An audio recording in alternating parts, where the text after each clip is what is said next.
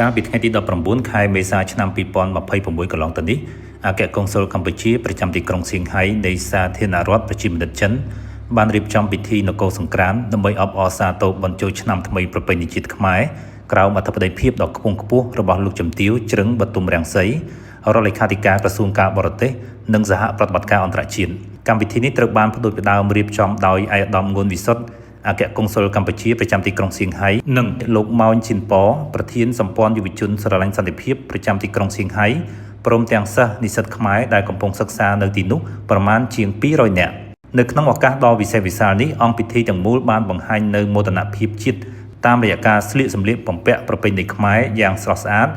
ការសម្ដែងរបាំប្រពៃណីដែលឆ្លុះបញ្ចាំងអំពីអរិយធម៌ដ៏រុងរឿងការលេងល្បែងប្រជាប្រិយខ្មែរយ៉ាងសប្បាយរីករាយដើម្បីរឹតចំណងសាមគ្គីភាពក្នុងចំណោមខ្មែរដែលរស់នៅទីក្រុងសៀងហៃក្នុងសន្ទរកថាបិទកម្មវិធីលោកម៉ោញសៀងប៉ប្រធានសម្ព័ន្ធយុវជនស្រឡាញ់សន្តិភាពបានសម្ដែងនូវការដឹងគុណយ៉ាងជ្រាលជ្រៅចំពោះលោកជំទាវរដ្ឋលេខាធិការនិងឯកឧត្តមអគ្គកុងស៊ុលដែលបានបង្កលក្ខណៈឲ្យមានការជួបជុំដ៏មានអត្ថន័យនេះឡើងជាមួយគ្នានោះដែរលោកក៏បានឆ្លៀតឱកាសផ្ញើនៅសេចក្តីនឹករលឹកនិងការដឹងគុណយ៉ាងខ្ពង់ខ្ពស់បំផុតជូនចំពោះបងប្អូនវីរៈកងទ័ពដែលកំពុងឈរជើងការពារបូរណភាពទឹកដីនៅតាមខ្សែបន្ទាត់ព្រំដែនយ៉ាងរឹងមាំលោកបានបញ្ជាក់បន្ថែមនៅជំហរបដិញ្ញាចិត្តយ៉ាងមុតមាំនៅក្នុងការគ្រប់គ្រងនិងជឿជាក់លើរាជរដ្ឋាភិបាលកម្ពុជាចំពោះកិច្ចខិតខំប្រឹងប្រែងដោះស្រាយបញ្ហាព្រំដែនតាមរយៈវិធានការសន្តិវិធីជូនជាតិមាតុភូមិ